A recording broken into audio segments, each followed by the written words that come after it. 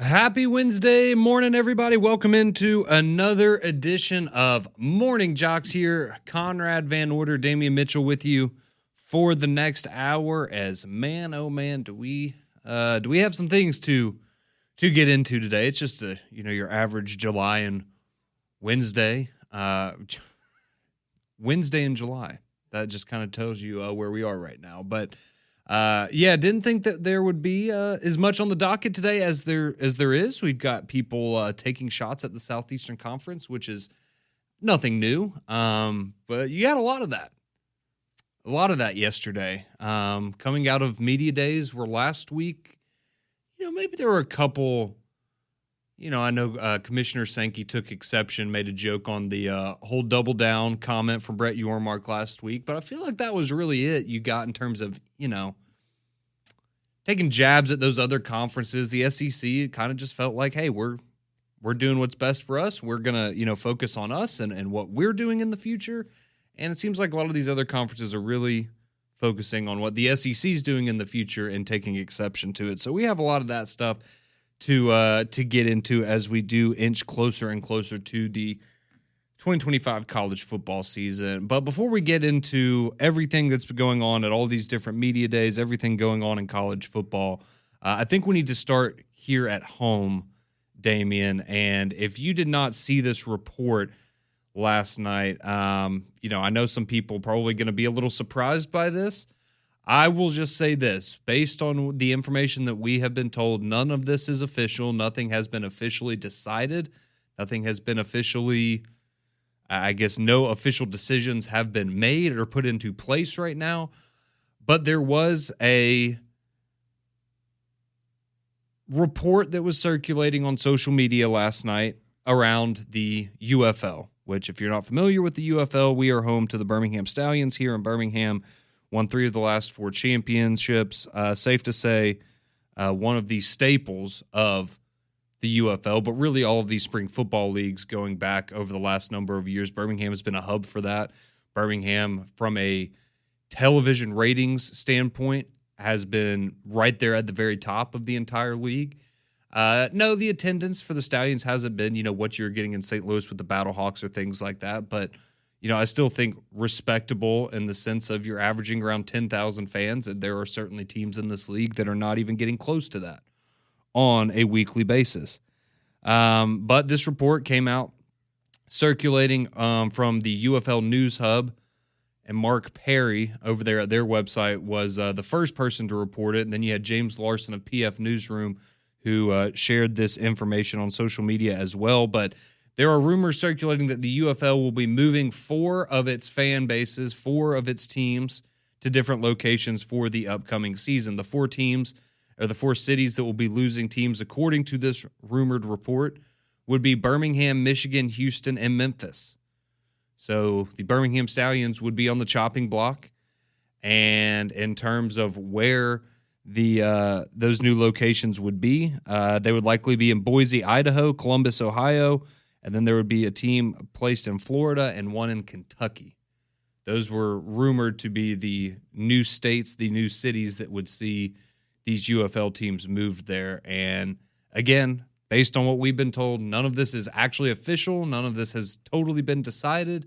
And it may just be a lot of hearsay that's gained a lot of traction, but it was spreading like wildfire on social media. We know a lot of you were hitting us up on X last night, on Twitter, asking what was going on. We had Skip Holtz on 3-Man Front on Monday, and point blank, Pat asked him, are we going to have a team in Birmingham next year? Is everything pointing towards Birmingham and the Stallions returning in 2026? And Skip Holtz said, yeah, he had not been told differently.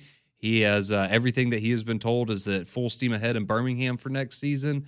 And then, a little over 24 hours later, we're getting this report that potentially the Birmingham Stallions could be no more, and we could be looking at them in a different location in 2026. So we will have to wait and see for the official word, but did want to kind of get out in front of that and just let you know, before we start holding a funeral for the Birmingham Stallions, there's still some hope, right? So nothing is official. Maybe hopefully we get more clarity on this later on today, but certainly not a positive report or something, if you're a Stallions fan, that you wanted to hear that this is, at the very least, it seems, a conversation that's being had if people are even taking these sources and running with it to this degree. They had to feel pretty confident about it. So we'll see what the future holds for the UFL, Damian, but I know for us here in Birmingham, certainly would be sad to see a team like the Stallions go because, unfortunately with the way that the UFL is structured, they don't get a ton of time in Birmingham in terms of during the week. You're not seeing these guys out at the grocery store and things like that. And, the community connection there, I think, is something that we all hope to see improve across the UFL, but certainly has become a staple here in Birmingham. I know there's a lot of fans. I know you're a big fan, Damian, and many of our listeners find themselves in that shirtless section, every weekend throughout the spring. So it would be very, very sad to see the Stallions go. I know they mean a lot to a lot of people here. Yeah, yesterday, I don't know if it was because of the heat or, just with some of the news that was just breaking yesterday. But yesterday was emotional, man. Like, everything was kind of, as we were winding throughout the day, it was like, man, it's hot outside. Then we get the news about Ozzy Osbourne. It's like, man, it's just such a gut punch. I didn't expect this one. Yesterday, I was hot because at this point, one, okay, good, understand market, but to me, you can't say that the only people that were watching the UFL consistently was the market in Birmingham, Alabama. Like the eyes of the UFL were in literally Birmingham because we had a team, we had a connection. And then when I saw the cities that they're talking about relocating, I was like, this is like, I don't know what the UFL is thinking, but they're definitely working backwards because the markets that you're in, and you were talking about going to Boise, Idaho, for a football team, Orlando, they already got enough teams and they don't even care about football down there. And then Kentucky, that's the state that we're going to try to infiltrate and say, okay, let's set up shop for a football franchise there, whether it's spring, fall.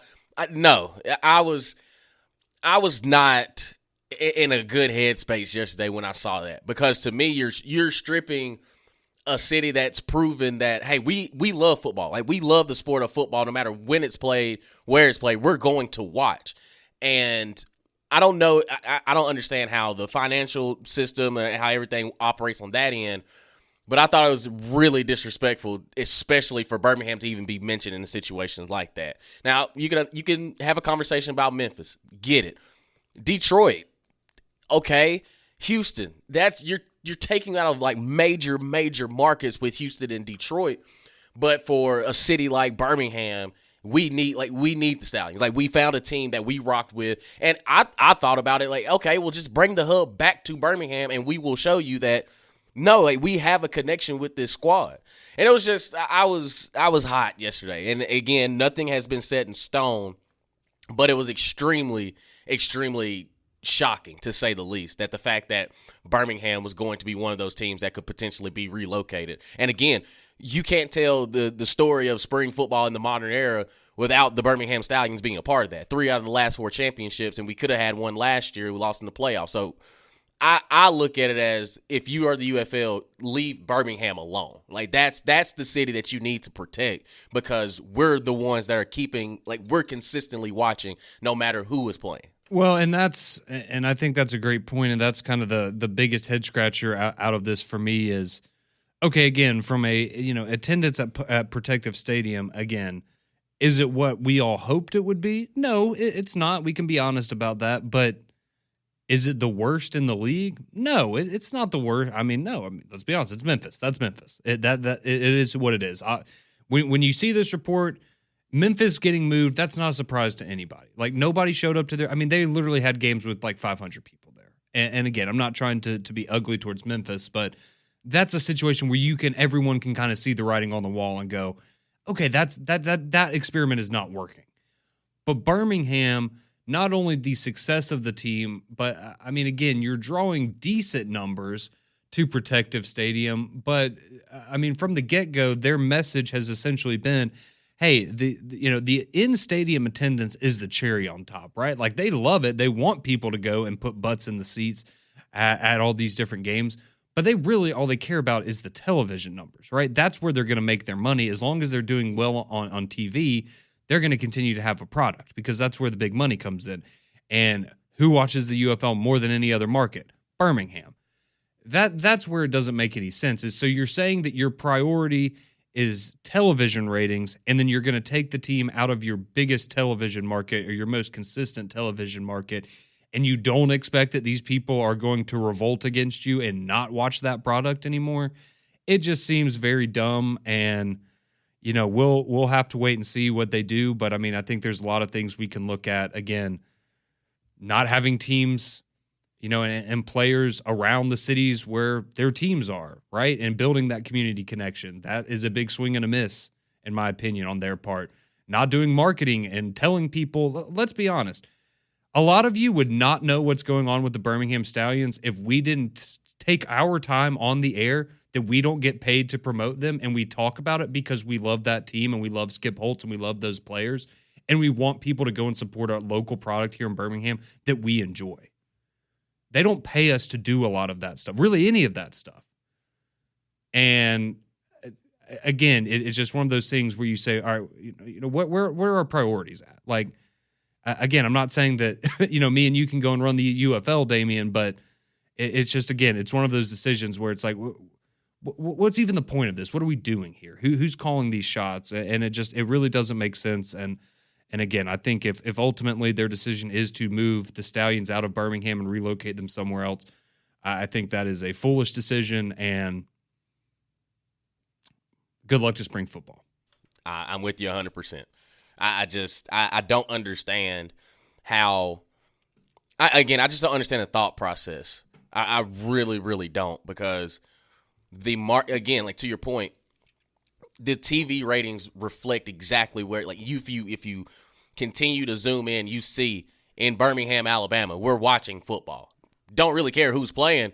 We loved our Stallions, but also if there's any sort of game being played, we're watching it.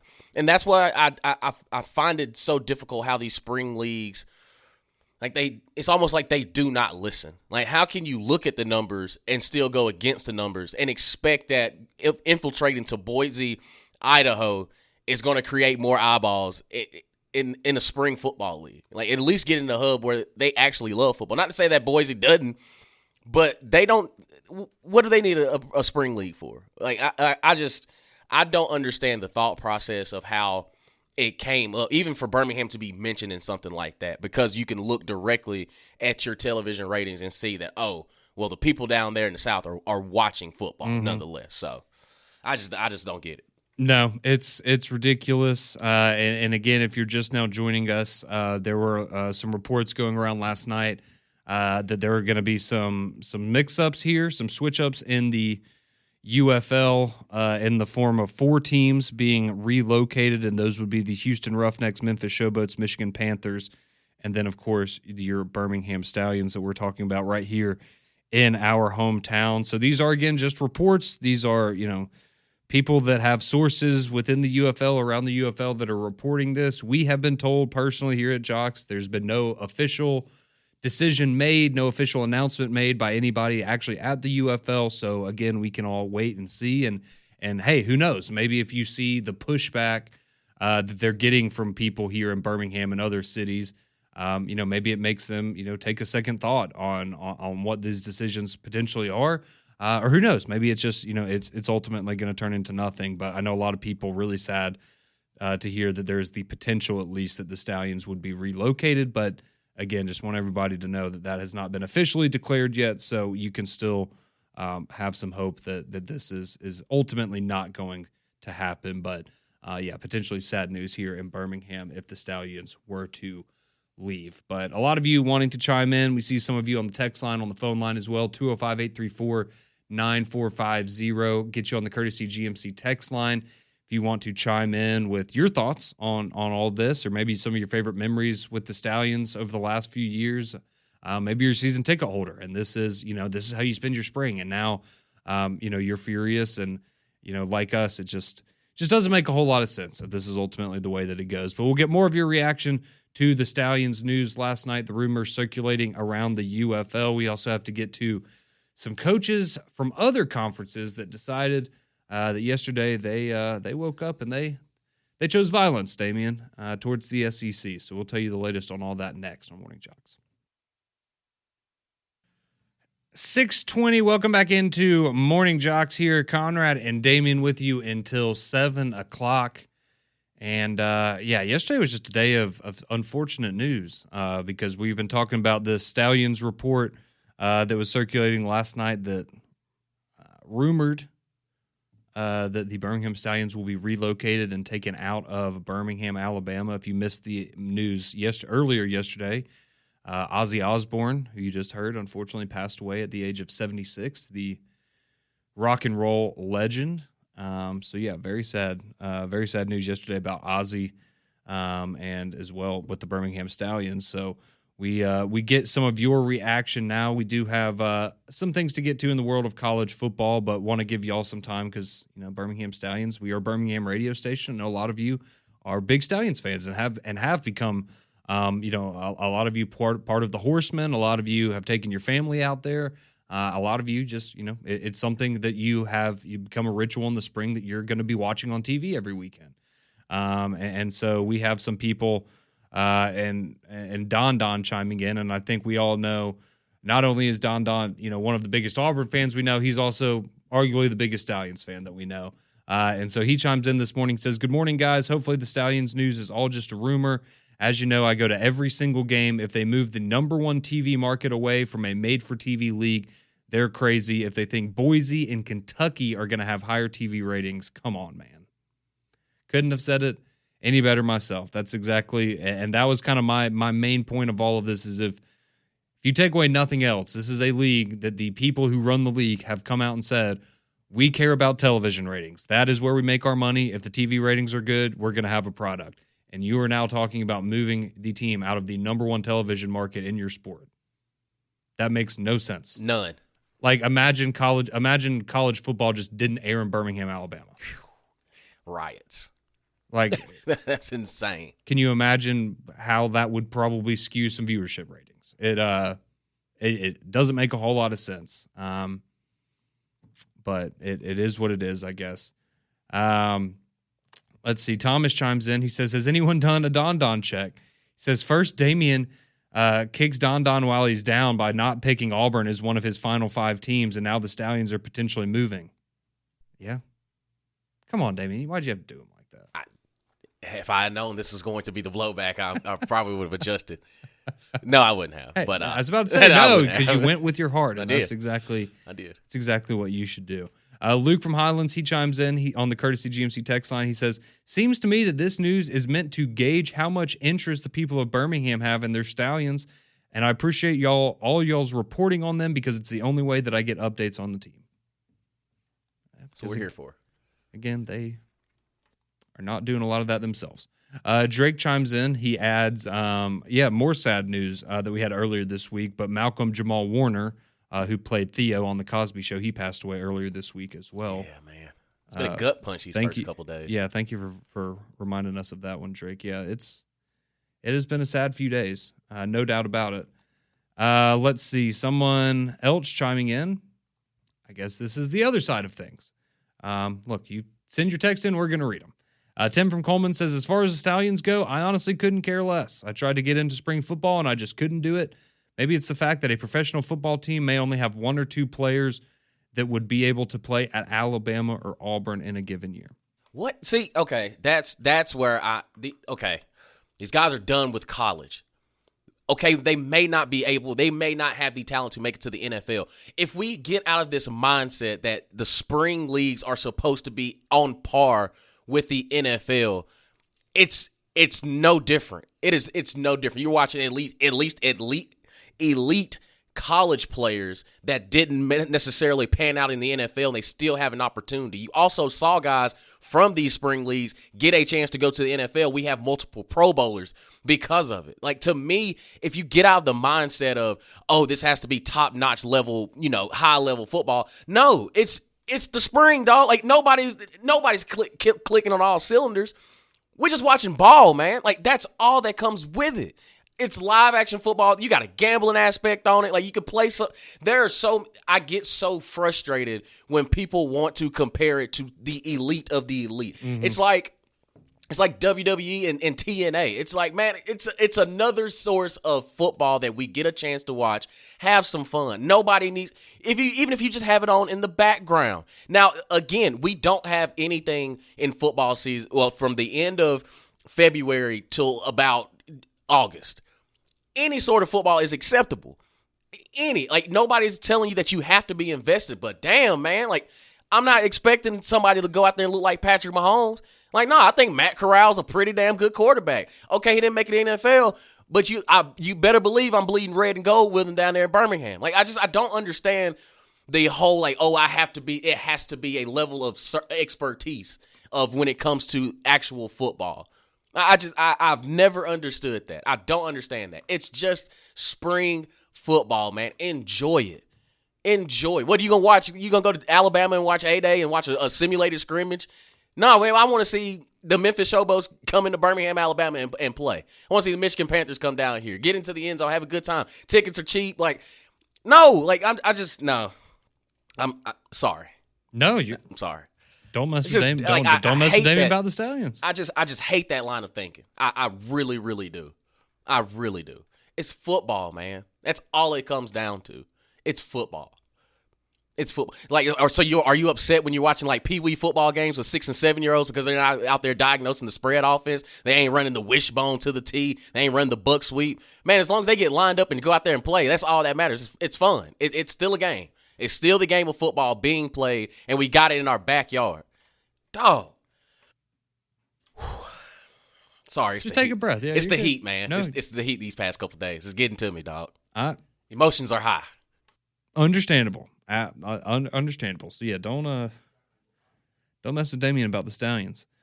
Joseph chimes in. He says, I hope it's just a rumor. I've been to at least one game every year for the last 3 seasons. It's crazy to move the winningest team in the league out of their city. Yep. Just don't make sense, man. Let's see. Lance chimes in. He says, go get him, Damien. Sorry, man. No, hey. Just emotions have been high these past couple of days. No, you are just fine, my friend. Steven chimes in. He has a question. He says, I must have missed it last week. Damien, can you please remind me who the final 5 teams are? Oh, yeah. It's Oklahoma, Alabama, Tennessee, Florida, and Ole Miss. Okay. There you go, Steven. Hopefully those are the teams that you were hoping to hear. Otherwise, you can take up those complaints with Damien. Let's see. Alan chimes in and says, say it with your chest, Damien. RTR and giddy up. I appreciate it, Alan. I appreciate it. It's about to say, love your passion, Damien. I feel the exact same way. Damien reps our Stallions more than he does any college team. Exactly. That's fair. Now that's true. I will absolutely agree with that. That's my squad, man. Damien is a Stallions fan through and through. We don't have to question that one bit. Let's see. Mad Dog chimes in, who we've gotten to know here over the last few years with the Stallions. But yeah, he's been a season ticket holder since day one. I'm absolutely devastated. # save the Stallions. Let's go. I'm with it. David says if you can't beat them, dismantle them and move them out of town. See, it's wild, man. And I mean, as we're seeing right now, right? There's a number of people, a lot of you chiming in that obviously do not want this to happen and potentially see the Stallions get moved out of Birmingham. But again, nothing official has been reported. No official decisions has been made. This is the statement from the UFL. The league office is in the planning stages for next season and beyond. At this point, we have nothing to report on any unauthorized speculation.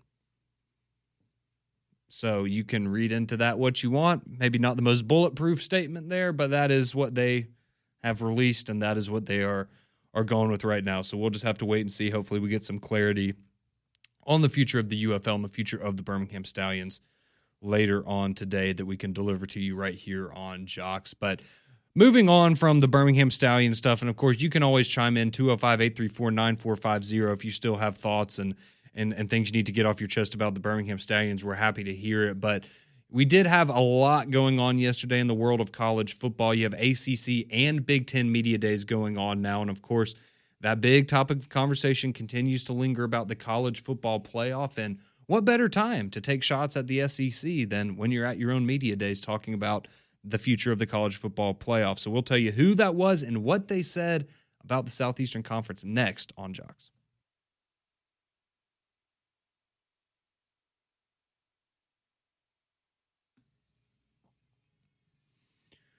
6:33. Appreciate you making us a part of your morning here on Morning JOX. Conrad and Damian alongside you. Spent the first half of the show getting some reaction to the rumors last night about the Birmingham Stallions potentially being relocated. If you're just now joining us, that's been the hot topic conversation today. But again, according to the UFL, they have not made any specific decisions, anything official regarding that. So we will just kind of have to wait and see what the future is for the Birmingham Stallions. But I know a lot of people not feeling super optimistic about that future this morning. A lot of you chiming in with how sad you would be to see the Stallions go. I know Damian and myself would be as well. Damian especially has been a huge supporter of the Stallions since day one. And we appreciate all of your thoughts and interaction on that, and you can continue to chime in there on the text line or call in on the hotline if you would like. But we have to get to some college football notes, some things that you may have missed from yesterday. So I want to get to what happened in ACC and Big Ten media days here in just a second. But first, if you missed it yesterday, quickly on the recruiting trail, Alabama did pick up another quarterback. So now, in addition to Jet Tamala, they also have Taden Kawa, who is a 3-star quarterback out of the state of Utah. He's originally from Hawaii, so obviously for me that makes me excited because it reminds me of Tua a little bit. But he's got the frame, 6'5", 235 pounds. Again, wow. He is a 3-star kid, so definitely more of a developmental kind of project. We talked to Mike Rodak yesterday on 3-Man Front. It was essentially, hey, this is a guy that, it's very likely he never, takes a snap of live football at Alabama, but he comes, he learns under Kalen DeBoer, and then ultimately ends up somewhere else. But you never know what he could ultimately develop into. So now Alabama has 2 quarterbacks in the 2026 recruiting class. And, you just look past this year. Let's say Ty Simpson has a good year. He's going to go to the NFL. Austin Mack, probably not sticking around, I would think, for a 3rd year of quarterback competition. I could be completely wrong about that. But there's the potential that you have Keelan Russell next year and then 2 freshmen as your quarterback room. So we'll see how that kind of plays out there for Alabama. But they do pick up Taden Kawa, a 3-star quarterback from the state of Utah yesterday, and that bumped Alabama up to 4th in the recruiting rankings. So they had fallen down to number 6, Texas, and someone else had leapfrogged them, but now they get bumped back up to number 4 there on the recruiting trail. So that's the big recruiting news in the state of Alabama that we had from yesterday. But the big thing going on in the world of college football is ACC and Big Ten media days going on at the exact same time.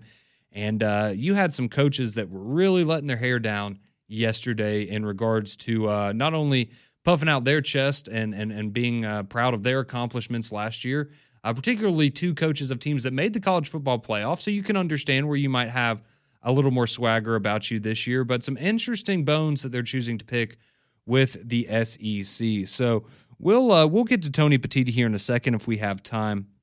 But I want to start with the one that really ruffled my feathers last night, and the one that you're just sitting there and you're like, are these words really coming out of your mouth? Let's go with Curt Cignetti, right? The new head coach, or I guess now going into his 2nd year at Indiana. But they made the college football playoff last year. A lot of people debated that based on the fact that they did not play a ranked team, Damian, until the very end of the year when they played Ohio State. I'm just saying. But anyways, that they were deemed worthy of a college football playoff spot by the committee. And if you didn't know this, they were scheduled to play Virginia this year. Noted powerhouse Virginia. Headhunters. In their non-conference schedule. Mm-hmm. Well, they decided that they don't want to play Virginia anymore because, why would you want to play another Power 4 team, right, when you don't have to? So Curt Cignetti asked about his schedule and Indiana's strength of schedule yesterday at Media Days, and he decided to say a couple things towards the SEC. Here's the bottom line, okay? We picked up an extra home game, and we play 9 conference games. The 2 best conferences in college football, any football guy that's objective will tell you, is the Big Ten and the SEC, all right? 12 of the 16 SEC teams play 3 G5 or an FCS game. 12 of those teams play 36 games, 29 G5 games, and 7 FCS games, and 1 less conference game, all right? So we figured we'd just adopt SEC scheduling philosophy.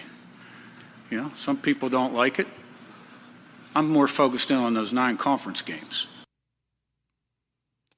Okay, so he takes a shot at the SEC and saying that, well, we don't schedule non-conference power conference teams because that's what the SEC does. That's what the SEC does every year. They load up on FCS teams and that makes up their non-conference schedule. And I will give credit to Ohio State and Michigan. Right, Ohio State's playing Texas, Michigan's playing Oklahoma. Those are very, very good high-level Big Ten SEC matchups that I think we all agree that we want to see more of. LSU's playing Clemson. Florida's playing Miami. Let's see. Auburn's playing Baylor. Alabama is playing Wisconsin. And Florida State. Thank you. Mm-hmm. Let's see. What else do we have on the docket this year? Tennessee's playing Syracuse. Yep. Texas A&M, they're playing Notre Dame again, correct, Damian? They are indeed. Arkansas as well. Arkansas is as well. You're right. Mississippi State. Surely they're not playing anybody because they're not. They're rebuilding, right? They would want to help themselves out. Oh no, they're playing Arizona State, defending Big 12 champions, by the way. So again, can we just do some research? Now I'll give you credit, right? All right, Georgia, they're playing Marshall, Austin Peay, and Charlotte this year. That's a weak non-conference schedule. I think that's totally valid. Who's Penn State playing this year in their non-conference? That would be Nevada, FIU, and Villanova. Noted football powerhouse, Villanova. Man, I hope Jalen Brunson's not running on that field on that Saturday in the fall. Who's Oregon playing? They're a national championship contender, right? They are. Well, they're playing Oregon State, which, okay, I get it, rivalry, whatever. But Pac-12 or Mountain West? Whatever they are. Somewhere out west. Pac Mountain, whatever. They're playing Montana State. Montana State. And they're playing an Oklahoma State team that won 0 games in Big 12 play last year. Who's Indiana playing? Surely, since they got rid of Virginia, they replaced them with a high-quality opponent, right, Damian? Of course. No, they're playing Old Dominion, Kennesaw State, and Indiana State. That would be their non-conference schedule now. On top of the fact that this is not the first time that Indiana has done this in the last few years. In fact, this is, I believe, 3 out of the last 4 years now that Indiana has removed an FBS program from their schedule and replaced them with a FCS program on their schedule. So I just, why are we doing this? I don't understand why, and I get it. You made a college football playoff last year. You feel good about yourself. You feel good about your program, but I don't understand why you feel the need to go and take these shots when the information that you're sharing does not back up what you're saying. If seriously, if you take 5 minutes to go and look at what games the SEC is playing in non-conference and the quality of those matchups, okay, no, is the SEC playing, I guess, the same number technically as the Big Ten because the Big Ten plays non-conference games? No. But the quality of opponent that you're getting in the SEC is far greater than what you're getting in the Big Ten. Not to mention, if we want to go and say, oh, well, we're playing 9 conference games, so we don't have to challenge ourselves in the non-conference. Guess who has the 11 most difficult schedules in the country, according to ESPN Analytics, Damian? SEC teams. The 11, not 7 of the top 11 most difficult schedules, not 8 or 9 of the top 11, not 5 of the top 11, 11. The 11 hardest schedules in college football this year are all SEC teams. And yet we're going to continue to try to make up this argument that the SEC isn't a difficult conference. Those teams don't challenge themselves because they play one less conference game. I mean, seriously, look at the teams ranked 6 through 14 in both of these conferences. And I was bored last night, so I did this real quick. These are the teams that would rank 7 through, or the bottom half of the SEC and the Big Ten last year. In the Big Ten, you had Rutgers, Washington, UCLA, Nebraska, Michigan State, Wisconsin, Northwestern, Maryland, and Purdue. In the SEC, you had Missouri, who won 10 games, Florida, who won 8 games, and probably should have won a couple more if DJ Lagway didn't get hurt. You had Arkansas. Okay, they only went to a bowl game, but they knocked off a Tennessee team that played in the college football playoff. You have Vanderbilt. They beat Alabama. Oklahoma, they beat Alabama. And then you have Auburn, Kentucky, Mississippi State, which, to be fair, didn't really do a whole lot last year. But, I mean, seriously, when we are comparing the bottom half of both of these conferences, I mean, I guess you would say Rutgers maybe last year was the best out of that bunch for the Big Ten. Maybe Nebraska. Those are the two teams that went to bowl games and won 7 games. I'm taking Missouri, Florida, Vanderbilt, Arkansas before any of those. That's for sure last year. I mean, and that's at bare minimum. Again, it's just, I don't know why we feel the need to do this, man. Yeah, I don't. It doesn't really make sense to me. It really doesn't. Like you're mad that we're not playing 9 games. Okay, like I said, like I've always mentioned before, if the SEC wants to go to 9, the College Football Playoff Committee, they're going to make their job a lot harder because now you're adding another conference game. And to your point, strength of schedule. Can't deny. You won't be able to deny that, hey, there could be a potential 3 to 4 loss team that could find themselves in the College Football Playoff because they're going against literally the cream of the crop week after week after week after week. So I don't understand the sword that some of these Big Ten coaches and ACC coaches want to fall on. It's like why would you want to take these shots? Why would you want to find yourself in these situations? Because I mean, if you look at Clemson last year, they made it to the College Football Playoff. They were 0-3 against the SEC the entire year. Got beat around by Georgia to start the year off, get beat by South Carolina, then you play Texas in the College Football Playoff. You're 0-3 against them. So I get it now. Maybe Indiana's trying to enter the chat, and this is the way they wanted to get into the conversation, but I would pump the brakes. We'll see how it all plays out on the field this year, of course. But, yeah, that was just look, I understand, get it. And some people, try to call us out on, well, y'all are so biased against the SEC. Well, yeah, obviously we're biased against the SEC. We're in Birmingham, Alabama. We are in the heart of it here. And again, yeah, does it mean a little bit more to us? Absolutely. No pun intended. But, again, I think we have a strong argument that this is in terms of people that know college. I'm not talking about me, you, or like the people here. I'm talking about our listeners and the people here around the Southeast that watch college football and how knowledgeable they are about the game of college football. I'm sorry, you can't convince me that any conference, top to bottom, can compare to what the SEC has on offer. And if you don't agree with that, then that's perfectly fine, and that's your opinion. But I mean, again, the amount of people that are beating their chest on who's won the last 2 national championships. All right, well, let's go look at the last 20 years. Like the recency bias is very, very real with some people, and I totally get that. And like the person on the text line who literally every text you've ever sent in is just y'all getting upset about like y'all sound like y'all are about to cry. Did someone hurt your SEC feelings? What was the SEC and Big Ten's all-time record against each other? Like, I'm sorry, but you're a pathetic person if you wake up at 6 o'clock in the morning and you have nothing better to do than tune into a radio station when you live in West Virginia and Birmingham, Alabama, just to send negative comments about the SEC. But you know what? If that's your existence, then I hope you're enjoying it. So we'll get more of your reaction. A lot of you chiming in with actual productive comments on what Curt Cignetti had to say about the Southeastern Conference. We will bring those to you next on JOX.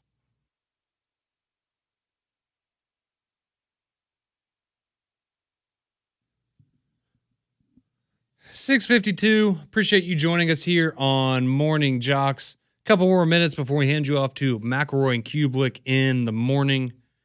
So I'm sure they will have more thoughts on some of the comments made out of Big Ten and Big Ten and ACC media days yesterday. Unfortunately, we didn't have time to get to some of the comments from Mr. Rhett Lashley. Perhaps we'll save those for tomorrow because Curt Cignetti, he had to be first up. Sorry, he did it to himself, but he had to be first up. And a lot of you chiming in with your thoughts on some of the comments we got yesterday about the SEC, and a lot of people taking their jabs, taking their shots while we're still here in talking season. So let's go to Lee in Cincinnati. He wants to chime in on the Big Ten versus the SEC. How we doing, Lee? I'm doing good, but I'm going to tell you right now I'm kind of ticked off about this because let's face it, the SEC is the best conference, and the reason we can say that is over the last 30 years, there have been 13 different teams that have won the national championship. 6 of them are from the SEC. 6, almost half of them. All right. The other one that's even close was the Big Ten at one time. Had, if I'm not mistaken, 3. Has 3 of those. Then you have the ACC has 2, and Pac-12 and 10 has 2. My point is just that shows that we're the by far strongest conference. Over the last 30 years, we not just talk about the last 5, 10, 15 years, 30 years. I think that's a pretty good sample size to show the SEC all around. 6 different teams have won the national championship. Right? Only 7 from other conferences have in that amount of time. How could that not prove that it is by far the strongest conference in the nation? No, I think that's a great point, Lee. Appreciate you. Sorry we're short for time, but appreciate you chiming in there. And yeah, I mean, again, look, has the Big Ten won the last 2 championships? Absolutely. Not taking any of that away from them whatsoever. But again, I think, again, you can't look at both of those conferences from the top to bottom and tell me that you really think that the Big Ten overall is better. Have they maybe had the best team the last 2 years? Sure. I'm not going to argue back against that at all. But I mean, come on. If you're Ohio State, if you're Ryan Day and you want to take a shot at the SEC or something, okay, I can kind of entertain that. But you're Kurt Signetti and you want to take a shot at the SEC when, again, you did not play a ranked opponent until Ohio State in mid-November last year. Okay, just making sure. Chris chimes in. He says, it might just be me, but now I really want Indiana to make the playoff again so that they can play either Alabama, Georgia, or Texas and see how that ultimately goes for them. Didn't go super well for them this year in the first round of the playoff. It didn't. Let's see. Lance chimes in. He says, did I really just hear that from an Indiana head coach? You've got to be kidding me. And we have Indiana coaches talking what now? Yeah. We're just as shocked as you are, man. Yep. Let's see. Dwayne chimes in. He says, I don't agree with what the Indiana coach said, but I think what he meant was that he plays 9 conference games, so he models off of the SEC's 3 easy ones. But the SEC is stronger through and through than the Big Ten. See, and that's my thing is, okay, if you want to make the argument because you have to play one more game, that's fine, but you're not playing the same level of competition, right, even with the schedule being and literally up until last year, you were the easy one. Like, you were the easy one within your own conference. Exactly. Appreciate all the interaction today. We're back at 6 a.m. tomorrow. McElroy and Kubik in the morning. They're next.